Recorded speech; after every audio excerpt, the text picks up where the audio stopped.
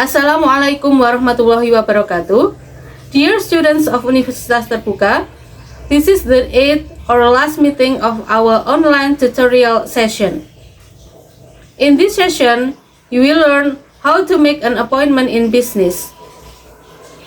At the end of this session, you are expected to be able to identify and use the expressions in making appointment, and to identify and use the expressions in giving explanation in detail in business context. As usual, our activities will include studying the main and supplementary materials, reading your textbooks provided in Ruang Baca Virtual, completing the formative text, actively participating in discussion forum, and then filling out your attendance list.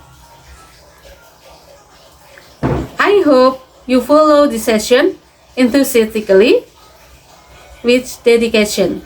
Wassalamualaikum warahmatullahi wabarakatuh.